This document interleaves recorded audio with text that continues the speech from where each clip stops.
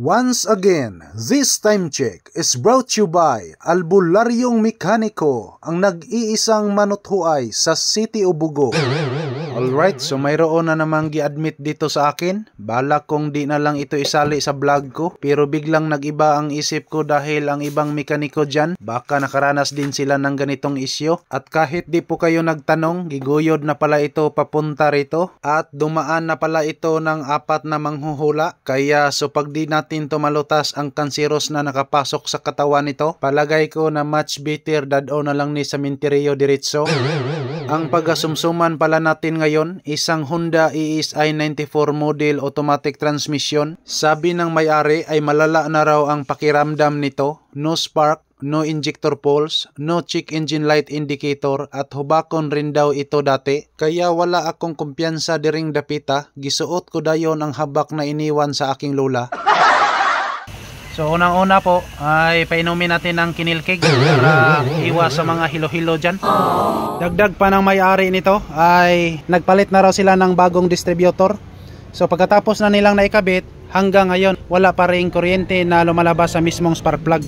So ngayon titingnan lang muna natin at i-one-on-one natin i-check kung saan lang ang problema nito. At pag sakaling hindi makukuha sa ating hula-hula, pupunta tayo sa ating tagna-tagna. Alright, here we go. Ayan, nang na-test mo naming nag-cranking yung makina ay wala talagang lumalabas dito sa spark plug. At hindi na lang namin napakita kasi lahat ng mga wiring rito papunta doon sa mismong fuse box ay wala ring problema. At siyempre sa ganitong issue ay wala po tayong ibang titirahin dito. So magpunta na po tayo ng ECU. Tingnan na lang natin mamaya pagkatapos na nating may check ang ECU kung mayroon na bang lumalabas dito sa mismong spark plug. So na-check ko na to, wala namang problema rito. Kumbaga healthy talaga yung relay dito. At ngayon mag-proceed po tayo sa ECU. So dito po yan nakakabit yung ECU. Gitidiki ko dayon ang mga plastic cabi rito. Kung tawagin, tanggal dalakot at hindi nagtagal, nakita ko agad ang kwadradong malita rito. Alam naman natin na ito ay nagsilbing utak ng sasakyan at para hindi tayo masyadong malangan, gigamit ko dayon ang aking orasyon na tinanugan at sabay flying kiss para ang mga diliingon nato hindi masyadong mainis.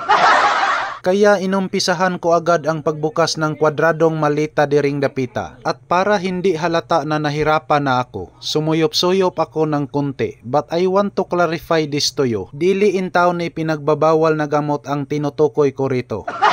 Ayan po mga kalbularyo. Yan. So kita ninyo ngayon na kinakalawang na ang loob. Sigurado po ako na ito lang po ang dahilan ba't nagkaganon yung makina. Hindi na siya umaandar. Ayan. So dapat talaga nating iwasan na hindi ito mabasa ng tubig. At wala po akong ibang kutob po dito. Nabasa po talaga ito ng tubig kaya nagkaganito. At ngayon hindi lang muna tayo magpalit nito. So itry lang muna natin itong i-repair. At pag sakaling hindi natin ito maayos, yan. So yan ang sinasabi ni Max Urban. Pag hindi madala, Minterio agad. Yan, ganito lang muna. Let's proceed. Ayan, so pagkatapos na natin naigawa, kinabit na natin to at para magkaalaman, titingnan lang muna natin doon sa spark plug kung mayroon na bang kuryente na lumalabas sa mismong spark plug. Yan, tingnan natin dito. So tingnan natin dito mga kalbularyo, kasi dati ay walang lumalabas na kuryente. Okay, engine crank.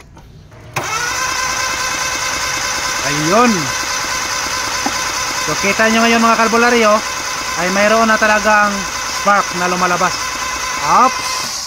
So ngayon try nating pandarin ang makina kung umaandar ba.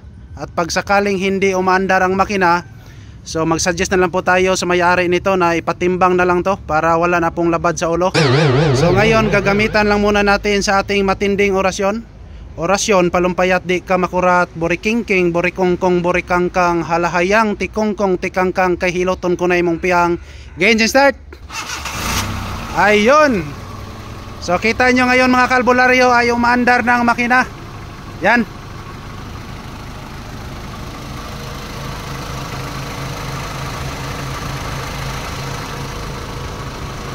So dapat mayroon po tayong pang-alkontra ng mga dilingon nato. So ito lang po. At siyempre wala tayong ibang gikuri-kuri dyan. nag-repair lang po tayo ng ECU doon.